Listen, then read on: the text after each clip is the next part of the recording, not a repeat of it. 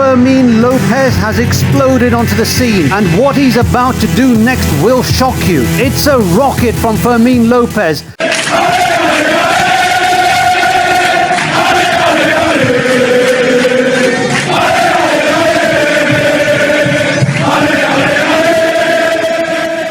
What's up, coolers, and welcome back to Barca Dream Team. And today we're going to be bringing you last night's El Clásico action after Barca beat Real Madrid by 3-0. We've got a lot to cover in today's video, guys, so let's get started. And guys, my voice still hasn't come back from last night, but anyway, let's get to it. Xavi put out a very strong lineup with Gundogan and Oriol Romeu making their first appearances in El Clásico.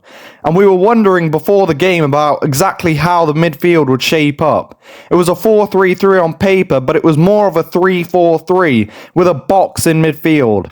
Balde was keeping the width on the left wing, and the back three of Christensen, Koundé and Araujo was especially effective. All players were playing in their natural positions at centre-back, and they put in a great shift by keeping Vini Jr., Rodrigo and Jude Bellingham quiet. And the absence of a striker really hampered Madrid's attack. Vini and Rodrigo were drifting out wide, and there wasn't really the presence of a striker that we had to deal with. In fact, it was Jude Bellingham who was getting on the end of the crosses. And when you're looking back at Barca, we had a box in midfield made up of a double pivot of Frenkie de Jong and Oriol Romeu, with Gundogan and Pedri just in front. And you could see it throughout the whole of the first half. You could see a huge difference in our distribution and our ability to keep possession when compared to the Arsenal game. And with Bellingham taking up advanced positions, Madrid were outnumbered in midfield. We made excellent use of the extra man, and we won half of the battle there through our dominance at the centre of the park. So how do you feel today, guys? What a performance by Barcelona. I just can't get over that. I was really impressed with Oriol Romeu. He brought a real sense of calmness to the midfield through his turns and touches. He rarely gave the ball away, and he also allowed de Jong to take up advanced positions, which was a huge bonus. And Pedri and Gundogan were excellent too, linking the defence to the attack and causing all kinds of problems to Tchouaméni. With a quarter of an hour played, Barca were coming out on top, controlling the tempo of the game and keeping a large chunk of possession. It was a well-worked set piece on the right-hand side, Gundogan to Pedri, Pedri to Dembele out wide, and you think he's going to play it across goal, but Dembele finds the angle and places it into the side netting. Courtois couldn't do anything about it, and Dembele breaks the deadlock, putting Barca 1 goal to the good. But it wasn't plain sailing. Madrid had their chances, testing Ter Stegen on a number of occasions. It was a penalty just 5 minutes after Dembele's goal, but luckily for us, Vini Jr. blasts it into the crossbar.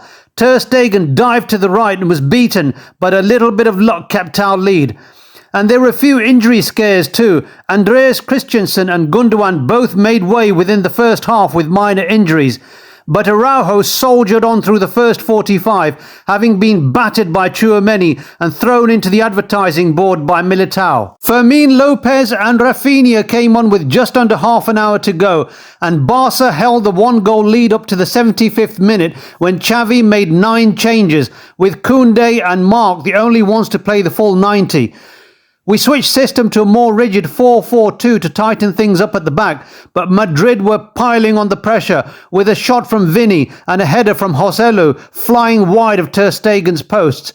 Fermín impressed in his first few minutes, bringing a noticeable energy boost to the midfield. And it wasn't long before he added to Barca's lead, because it was a loose ball picked up by Sergi Roberto. The pass is on to Fermín López, and Sergi's got 2 options: play the through ball or to Fermín's feet, and that's where Sergi's experience comes in. He's perfectly capable of playing the through ball, but with the time running down, he takes the safe option and plays it to Fermín's feet.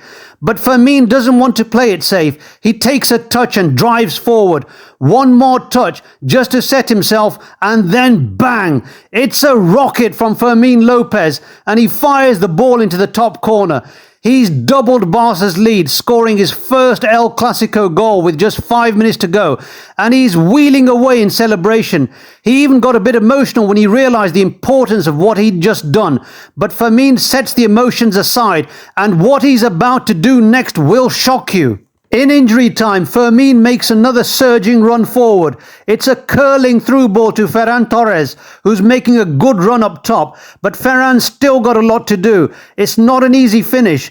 Courtois rushing out of goal, and Ferran chips him, tapping the ball into the open net, and he makes it 2 goals in 2 games for himself. It's a goal and an assist for Fermín López, and the fine finish from Ferran puts Barca 3 to the good, sealing the Clásico win with seconds to go. So remember the name, guys. Fermín López has exploded onto the scene. What a player. Have we found our left winger from our own La Masia? So let us know your thoughts in the comments down below, guys. What did you make of El Clasico? I think it was a confident display from Barca, putting the Arsenal game behind us and coming out on top in this massive test. But we didn't exactly steamroll over Real Madrid. They had chances too, and they will feel that they could have and probably should have tested us more than they did on the night. It was an excellent performance from Mark, though, who denied them with excellent shot stopping, keeping the clean sheet in the end. But generally, the whole team did really well. At times, we thought that the level might drop when players like Eric and Alonso came on for Christensen and Araujo, but the fact that we didn't even notice them shows how seamlessly they fitted into the team. And do make sure to let us know your thoughts on Fermín López, a fantastic Clásico debut from the 20-year-old. 1 goal with his right foot and 1 assist with his left. And I just wonder, considering our struggles on the left wing with not much squad depth in that area, could we see Fermín enter the first team dynamic? Let us know down below. So if you like this video, guys, and you want to stay up to date with Xavi's Barca Dream Team, make sure to hit that notification bell. Subscribe to BDT, and we'll see you next time. Visca el Barça!